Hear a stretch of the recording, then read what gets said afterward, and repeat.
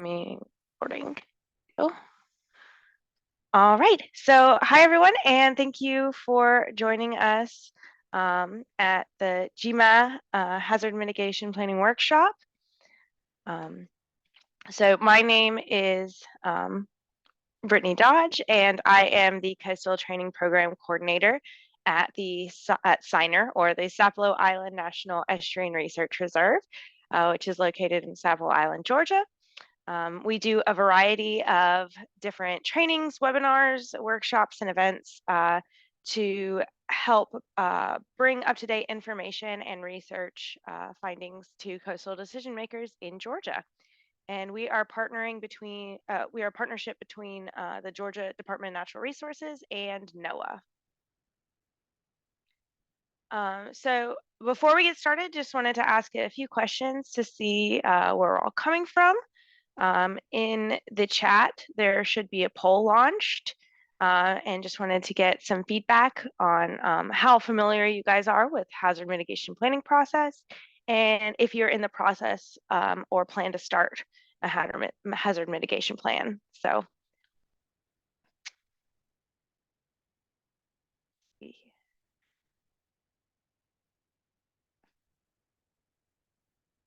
a kind of a variety of experience so far.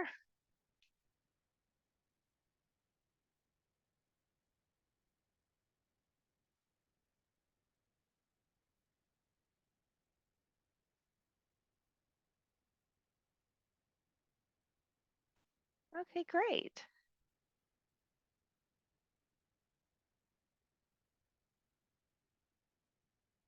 All right, so it looks like, yeah, definitely a variety of experience, and got some interested people for starting a plan, possibly. Let's see here.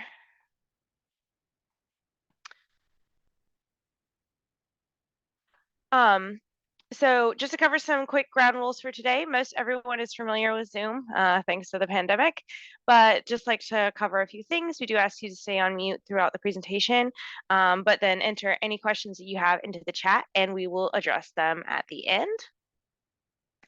And then you also can use some nonverbal reactions to show our speakers some thoughts throughout the presentation. And if you access the Zoom through the Eventbrite page, you will have seen these documents, but I will also post those in the chat as well once we get started. These are some supplementary documents that you may find useful from GEMA. And that brings us to our speaker today. We are very fortunate to have Alan Sloan. He is the Hazard Mitigation Deputy Manager for GEMA HS, the Georgia Emergency Management Agency and Homeland Security. I will turn it over to him to better introduce himself and get us started today.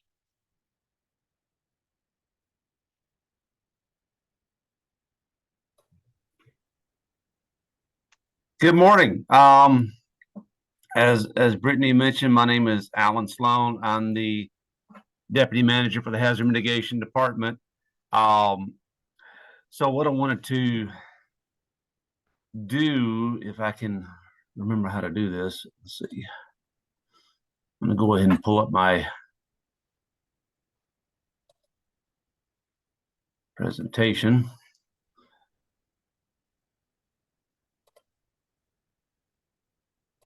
Here we go. So just wanted to take just a moment, or well, a few minutes, and talk about hazard mitigation.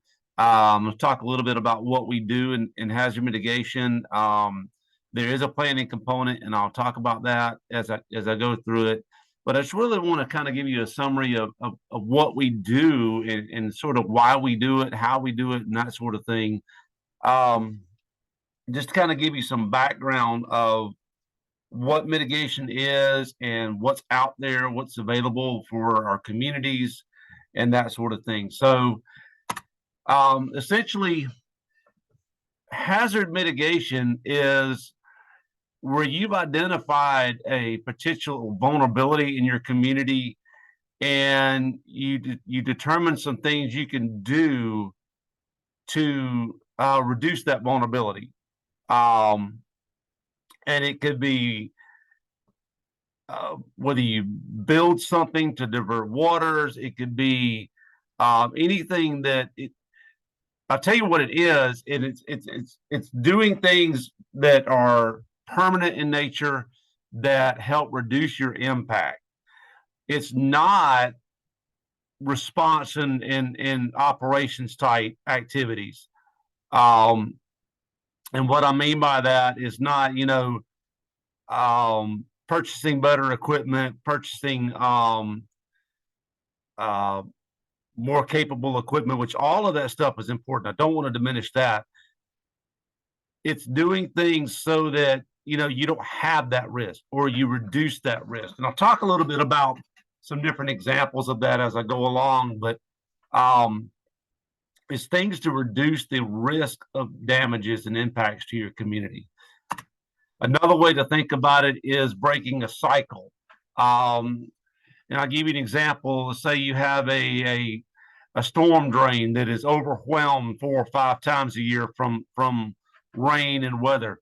Well, you can go in and upgrade that storm drain, replace it with a bigger one, or you can go in and put in some sort of a retention or detention system to kind of hold that water back, release it slowly so that it doesn't overwhelm the drainage system. It's breaking again. It's you break that cycle so that every time it rains, you don't have to go out and repair the roads. You don't have to go out and repair the storm drain or whatever it is that's being impacted. And there's different ways we can do this. One of the ways is what we call preventative measures. It's doing things ahead of time to make your community stronger. And the first, a part of that is planning, zoning, doing things to kind of guide your development as it goes, as it is built, to be done in a way that is resilient to damages, resilient to disasters.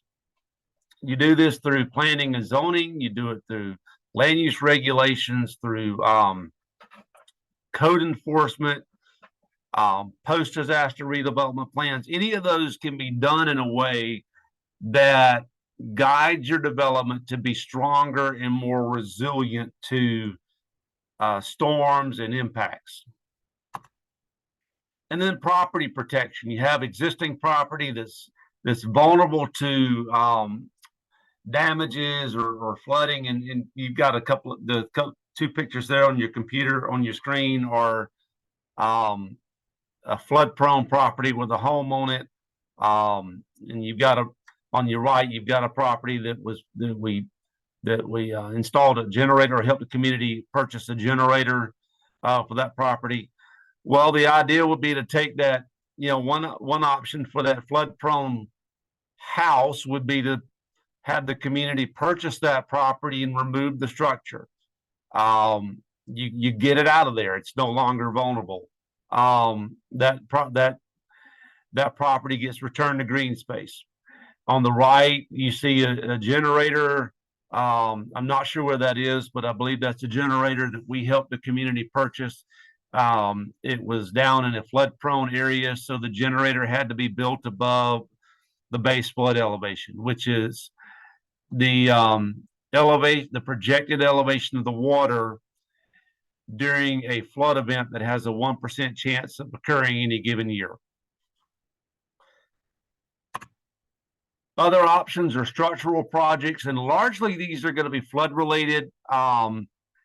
Safe rooms is kind of the outlier there. Safe rooms is building a building or a room within a building that's able to withstand tornado winds and forces. But detention and retention structures where you hold that water back and release it slowly, or you hold it back and let it absorb into the ground.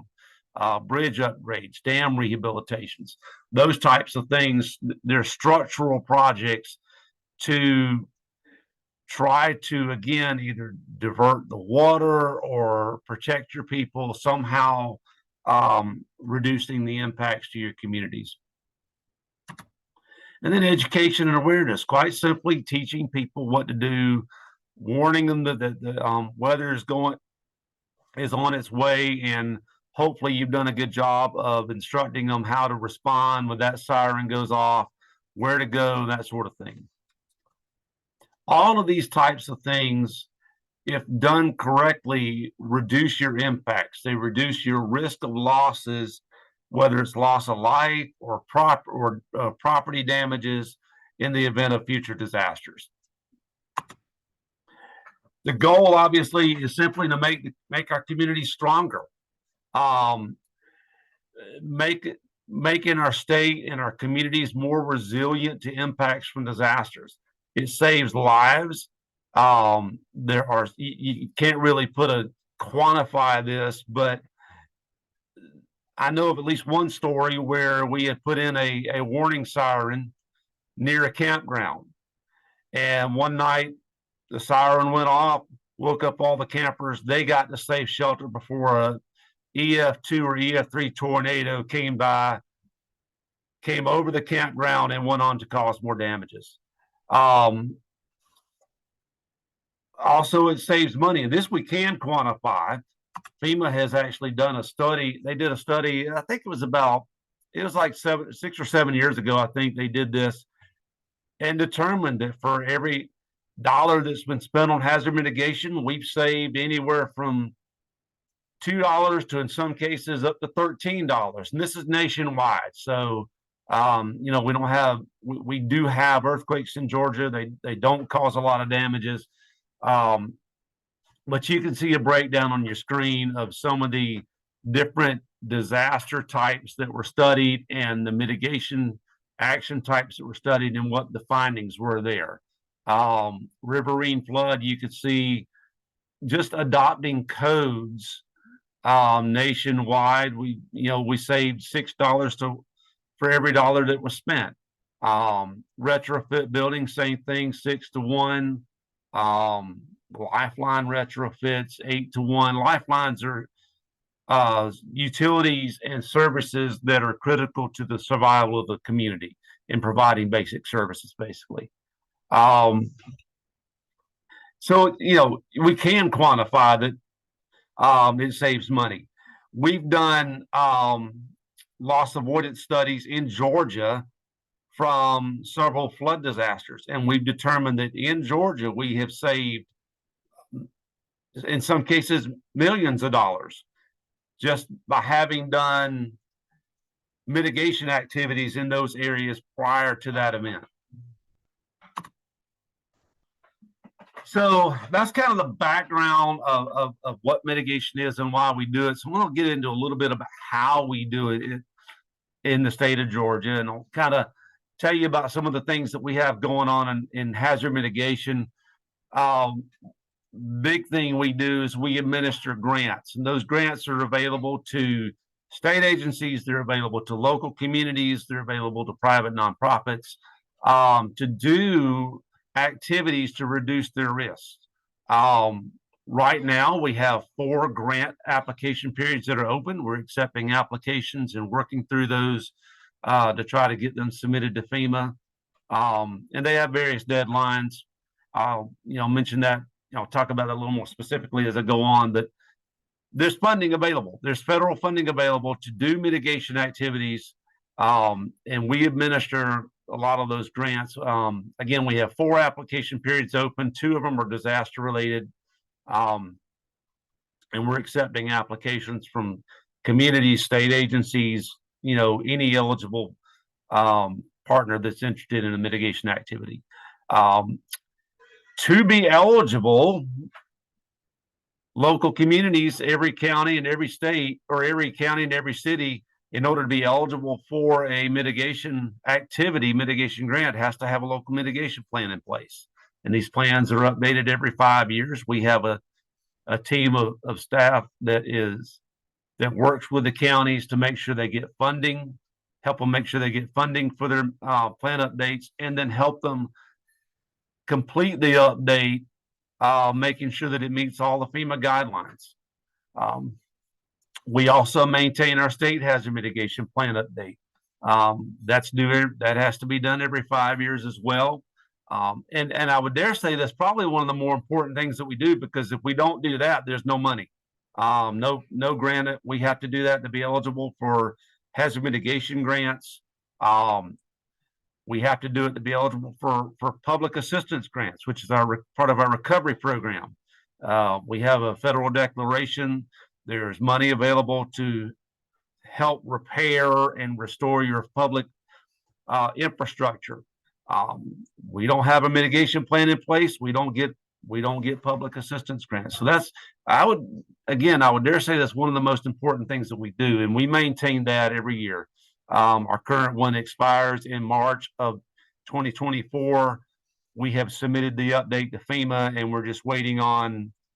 It's really just the timing at this point, getting the approval and adoption, and trying to time it around that March deadline. And then we support our local communities and other state activities, state agencies in things that we find that, they just do because it's part of their program, and it is a mitigation activity. Even if it doesn't fall within our mitigation grant funding box, if you will, we find that people are doing mitigation throughout the state. And I'll give you an example. DNR houses our floodplain management unit for the state of Georgia. They've been in the process of updating the state or the floodplains throughout the state. That is the mitigation activity. That helps us better understand the risk of flooding and that sort of thing. And it's a mitigation activity. We support them in their efforts. And then other things that we come across that we find out about, we're always supporting people as they're doing the things that they do that mitigate hazards. One of the things that we've been having to work through this year is some new planning requirements. FEMA issued an updated planning requirements that became effective in April of this year, both at the state and local level. And one of the major things that they included this year, and it's absolutely correct. It's just something they wanted to make sure that the local communities and state agencies are doing, is that we're involving underserved and socially vulnerable populations. And it goes beyond just saying that our process is open to everybody and they're welcome to come in. There has to be specific outreach and specific activities and efforts to include them and target socially vulnerable populations and include them in the process and make sure that they're heard and included in our mitigation activities. At the state level, we added a piece to our update process where we did some specific outreach to agencies and organizations that work with underserved and socially vulnerable populations. And we had to make sure that we're prioritizing funding for those communities. Some of it is we just got to get the information out there and prioritize giving them an opportunity and trying to make efforts to make sure they can apply for our projects, and the process doesn't make it more difficult than it should be. At the local level is a little more specific because that's obviously where the rubber meets the road. Local communities have to make sure they're involving not only agencies and organizations that serve underserved populations, but really need to make sure they're identifying those populations and trying to include them involved in their planning process. They have to describe impacts on underserved and socially vulnerable communities. And then, similar to the state, they have to make sure that they include mitigation activities to benefit those communities that are identified in their counties. What do I mean by underserved community? It's quite simply any element of the population that, for whatever reason, hopefully never intentionally, but whether unintentionally or whatever, it's just been more difficult to reach them. It's been more difficult for them to participate in aspects of economic and social and civic life. Whether there's a social barrier or an economic barrier or just something that makes it more difficult for them to be a part of it. we have to find ways that we're overcome those difficulties. That's ultimately the goal. And then social vulnerability is simply any element that makes it more difficult for a particular community to prepare, respond, or recover from an event, that makes them more vulnerable to hazards than what I would say would be otherwise similarly situated portions of the population. It could be because they just can't afford it. They don't have the economic capabilities, resources. It could be, just family dynamics that come into play that make it more difficult for them to prepare and respond. But anything that makes a particular portion of the population generally outside of their location, but anything that makes a particular portion of the population more vulnerable to disasters because of social elements, economic elements, and that sort of thing. So again, I mentioned we've got applications and grants available to do these things. One of the programs that we have is our Hazard Mitigation Grant Program. This is available after federally declared disasters. We right now have 2 application periods going. One from the severe weather event that occurred back in January up around Griffin, and then also Hurricane Idalia. And you can see the amount of funding we have available there. And that's, likely to change. Those are estimates. We'll get the final figures on those at the 12-month mark after those disaster declarations. So in January, we'll get a final figure on our 4685 declaration, which was the severe weather event from January of this year. And then in, I believe, August or somewhere around August, we'll get the final figure for our Hurricane Idalia disaster. And this is money that's specifically available to do hazard mitigation in Georgia. We also have our flood mitigation assistance program. This is an annual program that we have available every year. It's competitive nationwide. So you apply for it. You're applying against communities all over the country. There's $800 million available nationwide. There's not necessarily a Georgia set aside for FMA, but there's money to do flood mitigation projects. And again, you're competing against communities and applicants across the country. And then we have our Building Resilient Infrastructure in Communities, or BRIC program. We are right now accepting applications for the FY 2023 BRIC. Again, this one is also available every year, and it is competitive. There is a state set aside for this. So we have $2 million set aside for Georgia for the BRIC program. But then over and above that, we can apply for more than $2 million. We would just be competing against counties and states throughout the country. The BRIC program it's actually a new program. It's got some new goals, new targets. They're wanting to do what they call capability and capacity building, things that we haven't been able to do in the past, things that might have been considered outside of the realm of mitigation in the past. So we're able to do some of that with this program. But those are the grant programs that we have available at the time. And here you see a list of types of things that you can do. And this is not a all-inclusive list. It's just some examples. I've already mentioned property acquisition, structure elevations. Another one, you take a flood-prone property and you would take the building on that flood-prone property, you elevate it to where all the finished floors, the livable space is above the base flood elevation or above the where the water typically would rise. But you see a list there, generators. We've done quite a few generators over the last few years for critical and essential facilities. We've been doing some safe rooms, and I've already mentioned that a little bit. Wildfire mitigation.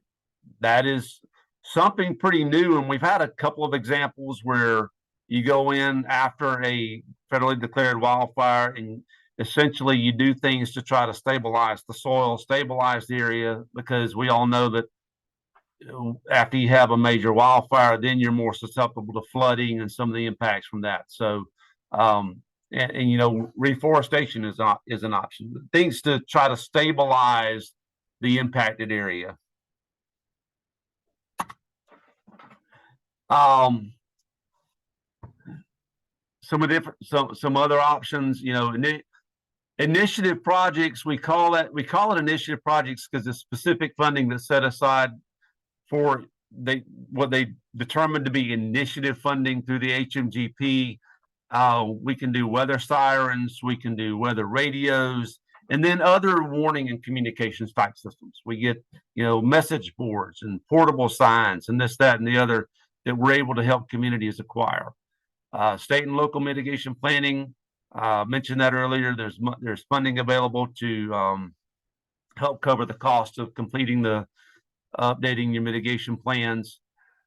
Building code development and adoption. This is one of those new ones that I was talking about with the BRIC program. We can actually help pay to develop your communities or enhance your communities building code enforcement and do some create some enhanced building codes that the community is interested in it. We cannot pay for maintaining your enforcement program, but we can help you build it and help you enhance your capabilities there. And then capability and capacity building is simply, the goal is to increase the community's capabilities to reduce their risk and manage their risk and improve on their resilience from within. And that can be done through the BRIC program. That's kind of, I mentioned that BRIC was sort of a new program with some new goals, and that's what it is. It's trying to enhance the community's ability to manage its risk. This is the current status of local mitigation plans throughout the state. Blue means that the plan is approved. Yellow means it's expired, and we're working with each of those communities. There should be a dark blue showing up in there, but I don't know. I'm actually not sure if we have any approvable pending adoption. Essentially, that means FEMA's reviewed the plan, and they've said all that has to be done is it's got to be adopted. So I want to talk a little bit about the mitigation planning process, because I know that was one of the goals of the meeting today. And you can see that this is sort of a unofficial breakdown, 6-step breakdown of the process. Organizing your resources, finding out who in your community needs to be a part of that plan update process. And of course, we want to make sure that you're including socially vulnerable and underserved communities. Identifying your hazards, what happens in your community, what happens when those hazards do happen, what are your damages and what are your risks, and then what do you want to do about it? How do you want to mitigate or reduce those risks? There is the capability to hire a consultant if and that really is what 95% of our counties do. They'll get a consultant to help them through the process, and I mentioned there's funding available to help for that. You want to make sure we do these as multi-jurisdictional plans. Our primary contact typically is with the county on these plans, and then we want the counties to be inviting their cities and stakeholders within. So I would tell you this: if your county is in the process of updating their plan, contact your EMA, your local emergency management director. Ask them if you could be a part of the process if you're not already. And, you know, there's a series of meetings that you'll hold, you know, just to gain input.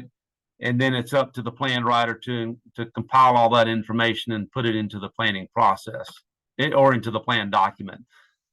But what does the plan do? The first thing it does is identifies what you're vulnerable to, what hazards happen in your community, whether it's flooding, tornadoes, fire, geologic hazards, what occurs in your community. It's a locally driven process.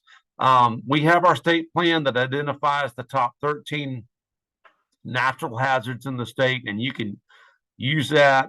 Most communities have already developed plans and are in the process of updating it. You can use that as your starting point, but it's really locally driven.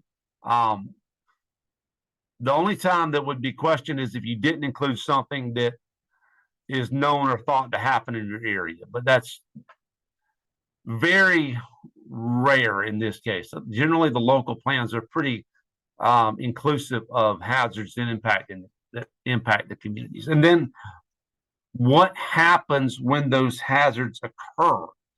When you have flooding, do you have homes that are at risk? Do you have families that are displaced? Do you have buildings that or businesses that have to shut down? Do you have public infrastructure that is continually damaged? Do you have, you know, are you particularly vulnerable to power outages?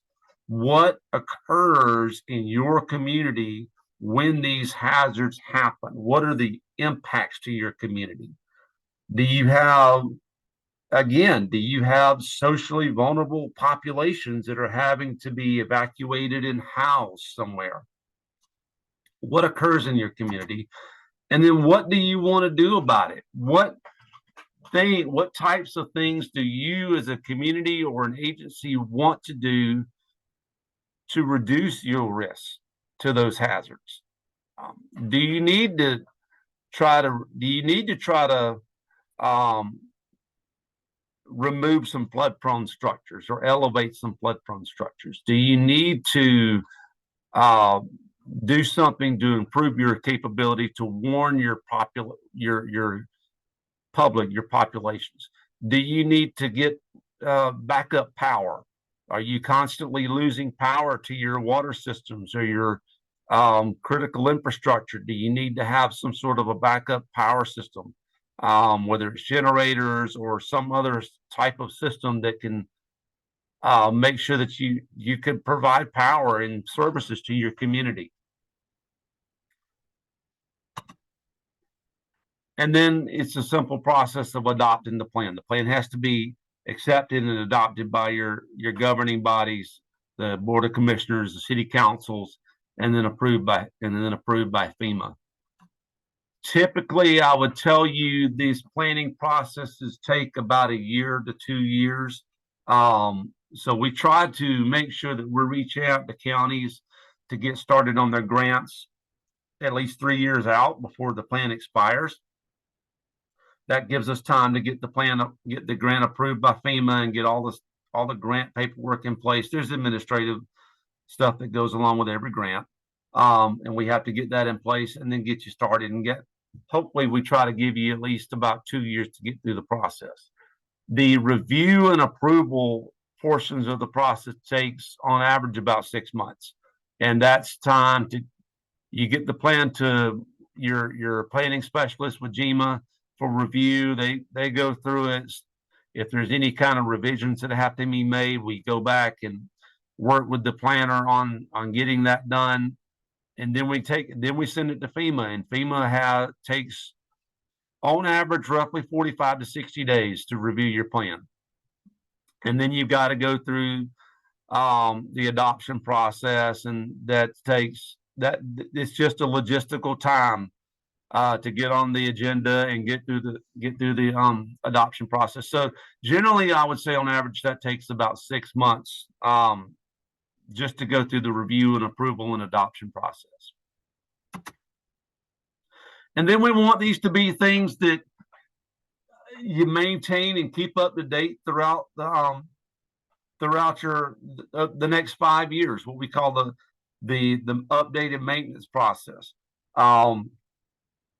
We want it to be things that sort of drives some of the things that you do. Hopefully you've incorporated mitigation actions, and it becomes things that you want to try to pursue over the next 5 years. And as funding becomes available, one of the things that you can do is look at your mitigation plan and say, what's in our plan that we can try to do now to try to reduce our risk. I will tell you that to be eligible for a grant, the activity that you're applying for has to be identified in your plan, and we'll work with you on that. But if when we're coming out and saying, hey, we've got these grant opportunities available, we would encourage you to take a look at your plan, see what's in there that you said you want to do, and see if this is an opportunity to try to do that. That I would say would be one of the first sources of mitigation activities would be your hazard mitigation plan. And then obviously anything that you've identified afterwards. It's not a matter where if it's not in your plan, you're just shut out. We'll help you make sure that we'll help you work with that. We can do plan updates, and we can do amendments to the plan to your plan at any time. And then simply, when your community is going through is working through a plan update, be involved. Have an understanding of what's in your plan. Be involved in the process. Provide input. I would dare say, gone are the days that FEMA will accept that a community or an organization was involved just by association.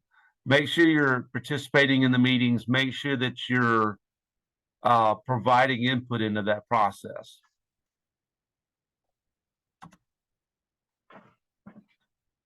That's the gist of the planning process and what I wanted to talk about today. We've got tools available on our website, and we make sure that your community has those tools when you're going through the process.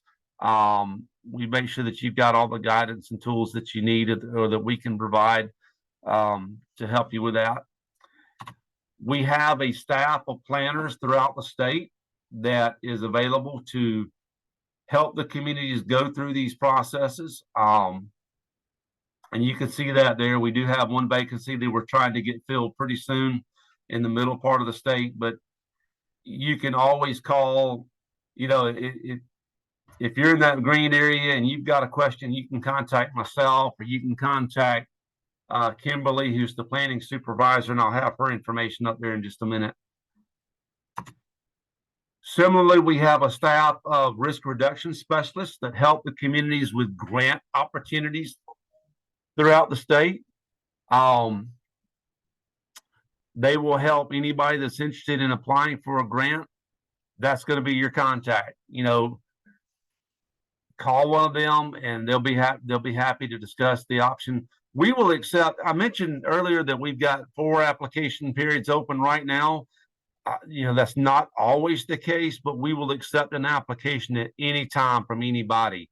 If we can get one ahead of time and start working through that application and see what your project is and help you build the project, build the application, that saves us time and energy, saves you time and energy when it comes time to actually apply for the project, because you have everything ready to go and you put it in.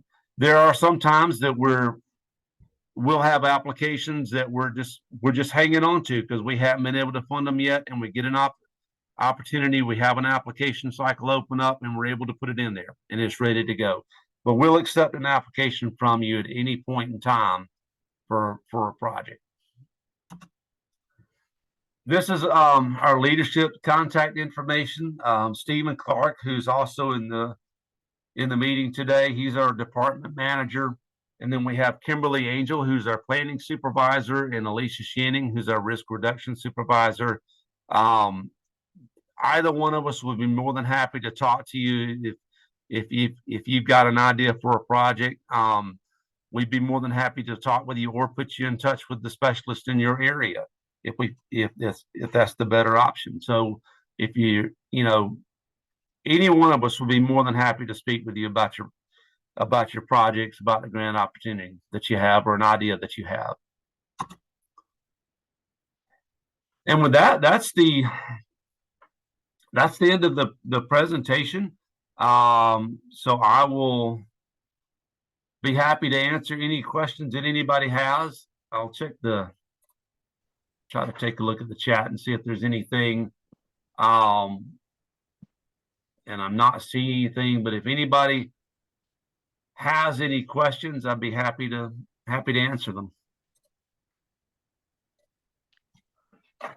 Hey, Alan, I had a chat come through, just I think it was a direct message, but it was a question about the HMGP. Is that open a year after the event? Yes, essentially when you have an event, there's some time that we have to request the federal declaration, and if we get that declaration, then it becomes initially a 12-month application period. So I don't remember the actual. So I'll give you, for example, Hurricane Idalia. I don't remember the actual declaration date, but we'll have initially 12 months from whenever that declaration date was, and I think it was in September, I'm not sure, but we'll have 12 months to apply for funds for that program. The January 2023 severe weather event, as it stands right now, our deadline is January of 2024 to put in applications on that one. Sometimes we can get extensions, but there's never a promise, there's never a guarantee on that, and it really depends on what the situation is. All right, and it looks like I had one more. It said, you mentioned outside the realm of previous mitigation definition. Is hazard mitigation a definition that is changing a lot in Georgia due to new issues? I wouldn't say it's changing a lot. When I talk about that, we talk about hazard mitigation in terms of what we can fund through FEMA funding, and then we talk about hazard mitigation that's mitigation on the ground, regardless of how it's funded. FEMA is broadening the things that they'll fund, and so I guess there technically is sort of a change, but it's at the federal level, and it's giving us more opportunities. It's giving us opportunities to fund some things that we might not have been able to do in the past. And some of it is related, some of that is related to climate change. FEMA is also putting, like I mentioned earlier, a renewed risk or a new emphasis on socially vulnerable populations, communities that haven't historically been able to apply for funds for various reasons. They're putting a new emphasis on that. But so yeah, they're giving us some opportunities to do some things that have been a little bit more difficult to do in the past. Yes. If anyone else wants to come off mute, you're more than welcome to ask some questions. Let's see. If not, we will go ahead and wrap up today. And thank you so much, Alan, for coming and speaking with us and giving us all that great information. I do have Alan and myself, my email up on the screen right now. And please feel free to reach out if you have any questions. When we close the Zoom survey will pop up, and that's not from Zoom. That is a survey to help understand what you guys would like to see in the future from different programs. And we will be sending this recording out. I know several people wanted to see this recording in email because they weren't able to attend today, so we will be emailing that out. If there's no more questions, then we'll go ahead and wrap up. And again, thank you, Alan, for coming out. Thank you for having me.